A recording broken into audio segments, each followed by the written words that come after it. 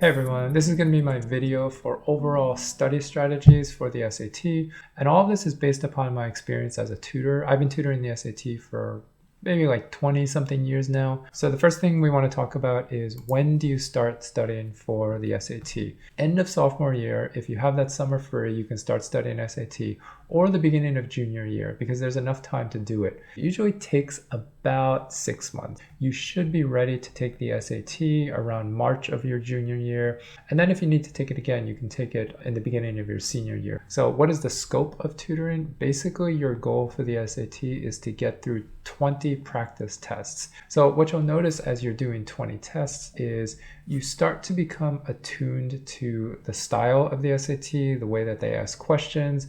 You can almost anticipate what this question is going to be about because you've seen it before. And if you do on average 1 test per week, you're going to get through 20 tests in about 5 to 6 months.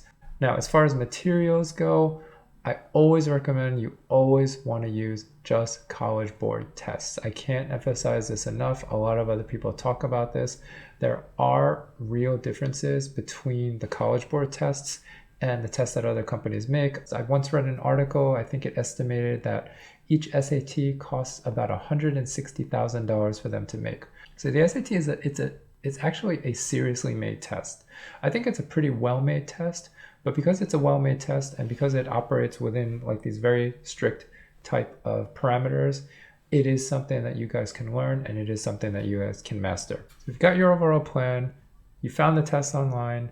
Now, how do you go about doing each one? So the first thing I'd recommend is, once you get the PDF of the test, print it out, because most of you are probably going to be taking the SAT on paper. I'd recommend, if you're brand new to the SAT, you don't have the endurance, try to do like 1 or 2 sections at a time.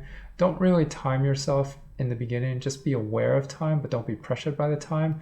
And then slowly, as the weeks go by, start increasing the number of sections that you do. Eventually, by the time you probably hit like your 10th test, you want to be taking the full test at once. Then go over the test yourself, see what you got right, see what you got wrong. Before you look at any answer explanations, try to figure out the ones that you got wrong on your own. And really, the more work that you put into going over the test, the more you're going to retain in your mind. So this is going to look a little bit different for every section. For the reading section, I always recommend students to reread passages. Rereading is probably one of the most important things you can do to improve your reading comprehension. For easy passages, definitely at least twice. Harder passages, you might have to read it 3, 4, 5 times before you really understand. And you have to kind of take it on faith that even though this particular passage is not going to come up on the SAT again, just rereading a well-written and structured passage will actually help your reading comprehension in the future, no matter what type of passage or what reading you're going to do. For math and writing, it's a little bit harder, because typically math and writing, you either know it or you don't. But I'd say on your own, you probably end up wanting to spend a little bit less time than you would on the reading. Then you go to your other resources. It could be my videos, it could be your tutor, it could be solutions, it could be talking about it with a friend. So once you've tried to go through everything on your own, you're going to hit a wall. Once you hit that wall, you're going to go to someone else who can help you. After about maybe 5 weeks, in addition to doing that, you want to begin to study from old tests. For the reading section, again, I say reread those old passages, and if you've done it enough from before, you might really not have to spend that much time with it. For writing, I would just say read over all the questions that you got wrong. Maybe you can take notes on some of the grammar concepts, like this type of grammar error is something that I get wrong. Just put it in a notebook, really quick notes. I would not spend a lot of time writing notes. And then for math, the most important thing you want to do is redo all the problems you got wrong. Just looking over math problems gives us this false sense of security that you actually know it because it's written there for you, but you really don't know what you know and what you don't know until you actually have to do the problem. I think in total, you might end up spending 8 hours a week on SAT. It's going to vary by which section you're good at as well. So what are some long-term strategies that help to keep in mind? One thing is to make sure that you're not burning yourself out. Come up with a schedule that you can maintain week in and week out for 6 months. The next thing to remember is that when you're studying SAT, the SAT does not test your intelligence. It does not test your ability. It doesn't even really test how good you are at math, reading, or writing. You want to think of it as the SAT is testing your ability to take the SAT. What that means is you need to learn and become familiar with the SAT. In other words, you're building a relationship with this test. You need to know the overall way that the test makers think and how questions are written. The SAT has a personality. There's no doubt about that. The SAT is very different from the ACT.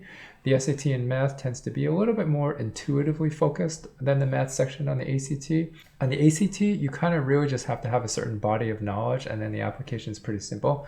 On the SAT, they really want to know that you understand the concepts, what's behind it. The next thing you want to keep in mind is you want to be comfortable facing your failures. You need to go and look and see, what did I do wrong here? Why did I do this wrong? The next piece of advice I have, no matter where you are, no matter how old you are, is read.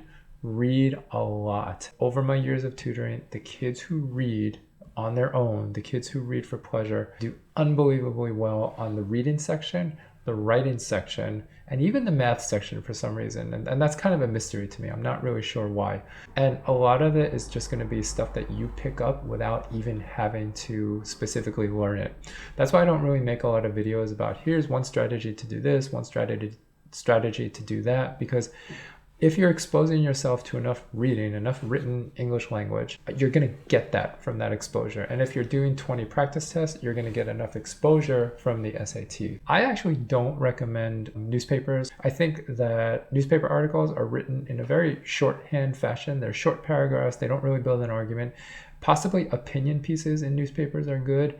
I personally recommend book reviews. What I like about book reviews, wherever you get them, even New York Times has a book review section, is that they're longer articles.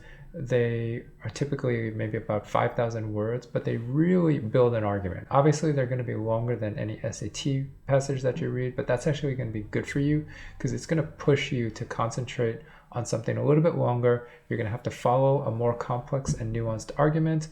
And the book reviews always take positions because that's kind of what a book review is for. The last thing that I'm going to tell you is probably the most important way that you can do better on the SAT. And this is not something that I hear a lot of people talk about, specifically teaching the SAT. Every time that you complete an SAT, maybe the following week or that same week, you meet with your student and you go over the test with them. One of my students, what she was doing was she was teaching a sophomore and they were going at half the pace that she was going. So they would do half a test every week while she was doing one test every week. Doesn't really matter. It was great. I was really impressed. You probably should expect not to get paid for this, but if you can get paid for that, hey, even better. That's my overall strategy for preparing for SAT. If you have any questions or comments, please leave them below. So hope you guys enjoyed it.